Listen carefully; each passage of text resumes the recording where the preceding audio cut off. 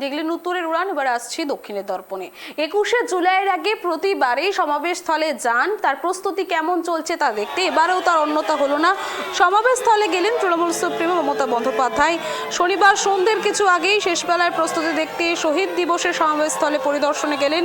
তৃণমূল নেত্রীর সঙ্গে ছিলেন মালা রায়, সুব্রত বক্সী, চন্দ্রিমা ভট্টাচার্য, সায়নী ঘোষ, মদন মিত্র, ফেরহাদ হাকিম, অরূপ বিশ্বাস সহ অনন্যা বন্দ্যোপাধ্যায়রা।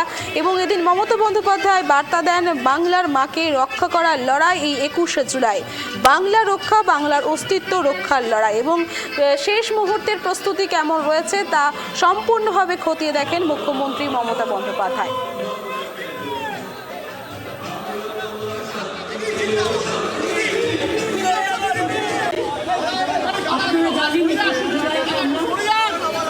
সকল শহীদদের সম্মানে স্মরণে 21শে জুলাই আন্দোলনে যারা শহীদ হয়েছিলেন তাদের সহ বিভিন্ন গণ আন্দোলনে, জন আন্দোলনে যারা শহীদ হয়েছে তাদের সকলকে আমরা শ্রদ্ধার্ঘ্য নিবেদন করি। আর আমাদের যত ইলেকশন হয় মামাটি মানুষকে ধন্যবাদ জানিয়ে 21শে জুলাইটাকেই আমরা বেছে নিই মামাটি মানুষকে ধন্যবাদ জ্ঞাপন করবার জন্য, মামাটি মানুষ দিবস হিসেবে পালন করবার জন্য। 21শে জুলাই আমরা কিন্তু কোনো কিছু অর্গানাইজ করি না, প্যান্ডেলটুকু ছাড়া। বাদবাকি সবটা কর্মীরা নিজেদের টানে আসেন এবং কত দূর দূর থেকে, জেলা থেকে আসেন, কত দূর দূর থেকে হেঁটেও আসেন। আমার সবার কাছে একটাই অনুরোধ থাকবে, শান্তিপূর্ণভাবে মাথা ঠান্ডা করে সবাই আসবেন। আর যারা বাসে আসবেন অনেক দূরে দূরে জেলা থেকে, বাসের ড্রাইভারকে বলবেন আস্তে চালাতে, জোরে যেন না চালায়, যাতে কোনো অ্যাক্সিডেন্ট না হয়। আমি পুলিশকেও বলেছি এই ব্যাপারটা দেখে রাখতে। আর 2 হচ্ছে ট্রেনে যারা আসবেন, ট্রেন তো আপনারা জানেন, ওদের কিন্তু 15 দিন আগে মিটিং করে আমরা রিকোয়েস্ট করেছিলাম যে যেন ট্রেন কোনো রকমভাবে বাতিল করা না হয় বা বন্ধ করা না হয়। উপরন্ত যে কোনো বড় জমায়েত হলে, আমি নিজে রেল মিনিস্টার হিসেবে কাজ করে এসেছি অনেকবার, আমি জানি এটা রেলের ডিউটি টু ক্লিয়ার দ্য রাশ। এখানে ফ্রিকোয়েন্সি বাড়ায়, ট্রেনের সংখ্যাটা বাড়ে কী করে? ফ্রিকোয়েন্সি বাড়ায়। সুতরাং আমি আশা করব রেলেও যারা আসবেন এবং রেল পরিষেবা যেন ঠিক মতো থাকে। আমরা আবেদন করছি, আগাম বলে রাখছি। 2 হচ্ছে যারা রেলেও আসবেন, বাইরের দিকে কেউ মাথা ঝোঁকাবেন না। কারণ অনেক সময় আমি দেখেছি মিটিংয়ে আসতে গিয়ে বাইরের দিকে মাথা ঝোঁকাতে গিয়ে ট্রেনের যে পিলারগুলো থাকে তাতে ধাক্কা খেয়ে মারা গেছে আমাদের 3-4 জন কর্মী। কোনো মানুষই যেন এটা না করে, তাদের নিজেদের জীবনের নিরাপত্তার জন্য। এইটুকু বলে গেলাম। বাদ বাকি যা বলার, আমি প্রতিবারই আসি, কর্মীদের সাথে দেখা করে যাই। আমাদের এখানে নেতা কেউ নেই, এখানে সবাই তৃণমূলের সহকর্মী।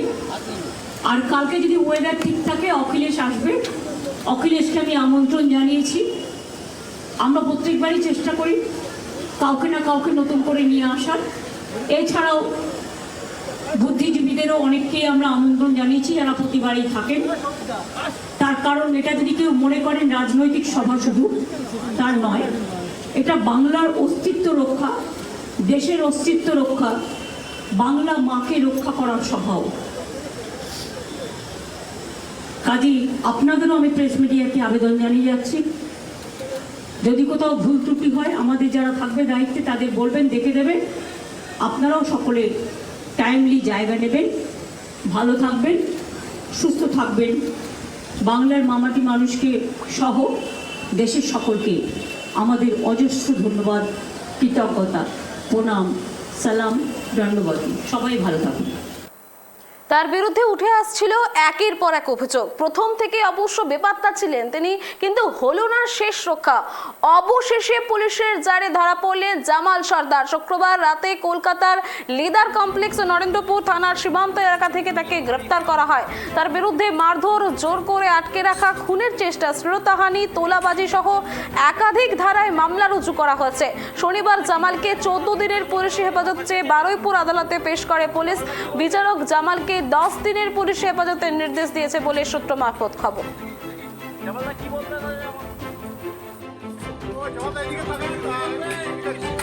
সোনারপুর 930/24 এই কেসে জামাল উদ্দিন সর্দার বলে একজনকে প্রডিউস করা হয়েছিল। মেন সেকশনস ছিল 109 এবং 70 বিএনএস, এবং আমরা প্রসিকিউশনের তরফ থেকে 14 দিনের পুলিশ কাস্টাডি চেয়েছিলাম। লার্নেড কোর্ট আমাদের কেস ডকেট দেখে আমাদের সাবমিশন দুপক্ষকে শুনে লার্নেড কোর্ট 10 দিনের পিসি গ্র্যান্ট করেছে। একটা জেসিপিসি নিয়ে একটা গন্ডগোল হয়েছিল, পুলিশকে ভাবছে না সেটা নিয়ে।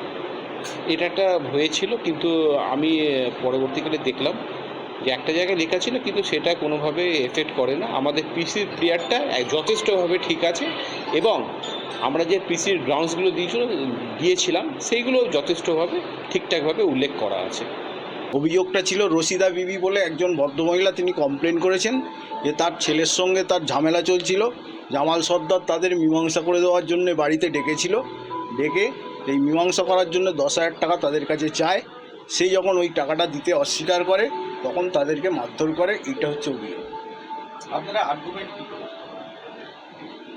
আমাদের আর্গুমেন্ট ছিল যে এরকম টাকা পয়সার কোনো ট্রানজ্যাকশান হয়নি, কোনো টাকা, সেটাও এফআইআরে ক্লিয়ার বলা আছে, এবং টাকা পয়সা কোনো সিজার নেই।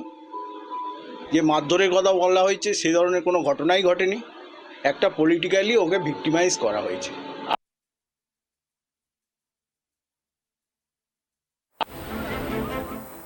গতকাল রাতে গ্রেপ্তার হয়েছে জামাল সর্দার। জামাল গ্রেপ্তার হওয়ার পর বিধায়ক শওকত মোল্লা বারুইপুর পুলিশ জেলার ভূয়সী প্রশংসা করেন, আর সেই সঙ্গে দলকে যারা কলুষিত করেছে তাদের দৃষ্টান্তমূলক শাস্তির দাবি করলেন।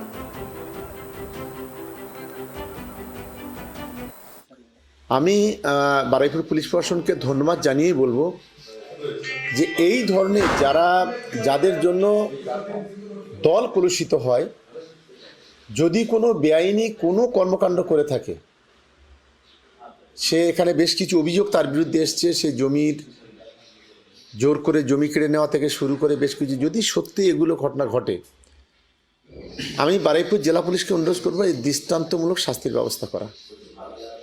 এটা আমি খুব পরিষ্কার, কারণ রাজ্যের মাননীয় মুখ্যমন্ত্রী কখনো ইল্লিগাল ওয়ার্কে কখনো সমর্থন বিগত দিনে করেনি, আর আজও করছে না।